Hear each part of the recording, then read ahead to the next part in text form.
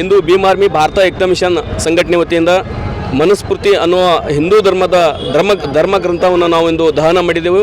ದಹನ ಮಾಡುವಂಥ ಉದ್ದೇಶ ಏನಂದರೆ 1927ರಲ್ಲಿ ಡಾಕ್ಟರ್ ಬಾಬಾ ಸಾಹೇಬ್ ಭೀಮರಾವ್ ಅಂಬೇಡ್ಕರ್ ಅವರು ಮನುಸ್ಮೃತಿಯ ಬಗ್ಗೆ ಆಳವಾಗಿ ಅಧ್ಯಯನ ಮಾಡಿ ಆ ಮನುಸ್ಮೃತಿಯನ್ನು ಮಹಡ್ ನಗರದಲ್ಲಿ ಬಹಿರಂಗವಾಗಿ ಅವರು ದಹನ ಮಾಡಿದರು. ಸೊ ಹಾಗಾಗಿ ಬಿಟ್ಟು ನಾವು ಈ ದಿನ ಕೂಡ ಏನು ಮಹಿಳಾ ವಿರೋಧಿ ಮತ್ತು SC ST ಜನರ ವಿರೋಧಿ ಆಗಿದ್ದಂಥ ಮನುಸ್ಮೃತಿಯನ್ನು ನಾವು ಇಂದು ಬಹಿರಂಗವಾಗಿ ದಹನ ಮಾಡಿದ್ದೆವು. ಸಂತೋಷ್ ಪಾಳ, ಭೀಮ್ ಆರ್ಮಿ ರಾಜ್ಯಾಧ್ಯಕ್ಷರು, ಯುವ ಘಟಕ. ಇವತ್ತು ಮನುಸ್ಮೃತಿ ಅನ್ನೋ ಒಂದು ಪುಸ್ತಕವನ್ನು ನಾವು ಸುಡುವ ಮುಖಾಂತರ ಜನತೆಯಲ್ಲಿ ಒಂದು ಈ RSS ಈ ಮನುಸ್ಮೃತಿಯಲ್ಲಿ ಎಲ್ಲ ಮಹಿಳೆಯರನ್ನು ಹೊರಬರಲು ಹಾಗೂ ಅವರಿಗೆ ವಿದ್ಯಾವಂತರಾಗಲು ಅವಕಾಶವಿರಲಿಲ್ಲ. ಅಂಥ ಮನುಸ್ಮೃತಿಯನ್ನು ಡಾಕ್ಟರ್ ಬಾಬಾ ಸಾಹೇಬ್ ಅವರು 1927ರಲ್ಲಿ ಇದೇ ದಿನ 25 ಡಿಸೆಂಬರ್ ಅಂದು ಅವರು ಲಕ್ಷಾಂತರ ಜನರ ಜೊತೆ ಸೇರಿ ಮನುಸ್ಮೃತಿಯನ್ನು ಸುಟ್ಟಾಕಿದರು.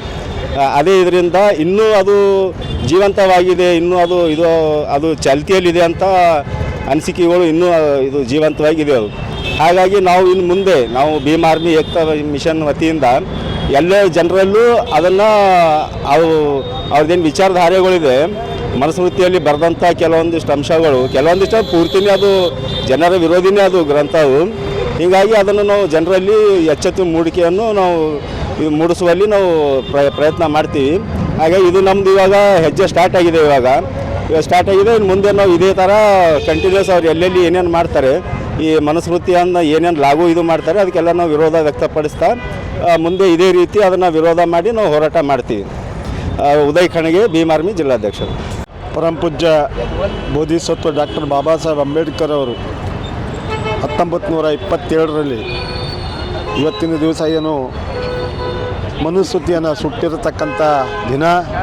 ಯಾಕಂತಂದರೆ ದೇಶದಲ್ಲಿರ್ತಕ್ಕಂಥ ಮನುವಾದಿಗಳ ಏನು ಸಂವಿಧಾನವನ್ನು ಆಗಿನ ಟೈಮಲ್ಲಿ ರಚನೆಯನ್ನು ಮಾಡ್ತಾ ನಮ್ಮ ಶೂದ್ರರನ್ನು ಯಾರಿಗೂ ಓದಕ್ಕೆ ಬರೆಯಲಿಕ್ಕೆ ಬಿಡದಂಥ ವ್ಯವಸ್ಥಿತವಾಗಿರ್ತಕ್ಕಂಥ ಈ ಮನುಸ್ಸು ಯಾರಾದರೂ ಓದು ಬರ ಮಂತ್ರಗಳನ್ನು ಕೇಳಿದ್ರೆ ಕಿವಿಯಲ್ಲಿ ಶ್ರೀಸಗಳನ್ನು ಹಾಕ್ತಕ್ಕಂಥ ಕೆಲಸ ಮಾಡ್ತಕ್ಕಂಥ ಈ ಮನುಗಳು ಅಂಥ ಒಂದು ವಿಷಯದಲ್ಲಿ ಬಾಬಾ ಸಾಹೇಬ್ ಅಂಬೇಡ್ಕರ್ ಅಧ್ಯಯನವನ್ನು ಮಾಡಿ ಅಲ್ಲಿ ಇದರಲ್ಲಿರ್ತಕ್ಕಂಥ ಏನು ಇವೆಲ್ಲ ಇಂಥ ಒಂದು ಸೀಸ್ ಹಾಕುವಂಥದ್ದು, ಮಾತಾಡೋದು ಕೊಡಲಾರ್ದಂಥದ್ದು, ಗಡಿಗೆ ಕಟ್ಟಿ ಓಡಿಸಾಡ್ತಂಥದ್ದು, ಬಾರ್ಗಿ ಕಟ್ಟಿ ನಡೆಸ್ತಾ ಇರ್ತಕ್ಕಂಥ ಒಂದು ಏನು ಆ ಮನುದಲ್ಲಿತ್ತು ಅದನ್ನು ತಿರಸ್ಕರಿಸಿ ಇವತ್ತಿನ ದಿವಸ ಮನುಸ್ಮೃತಿಯನ್ನು ಸುಟ್ಟತಕ್ಕಂಥ ದಿನ.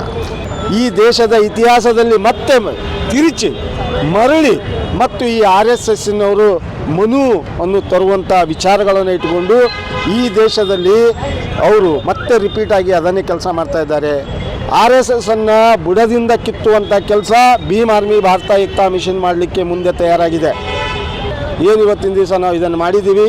ಭೀಮ್ ಆರ್ಮಿ ಭಾರತ ಏಕತಾ ಮಿಷನ್ ಇದಕ್ಕೆ ಯಾವಾಗಲೂ ಈ RSSನ್ನು ಖಂಡಿಸ್ತೈತೆ ಅಂತ ನಾನು ಹೇಳೋಕ್ಕೆ ಇಷ್ಟಪಟ್ಟು ನಾನು ಮಾತುಗಳನ್ನು ಮುಗಿಸ್ತೀನಿ. ಜೈ ಭೀಮ್, ಪ್ರಬುದ್ಧ ಭಾರತ್.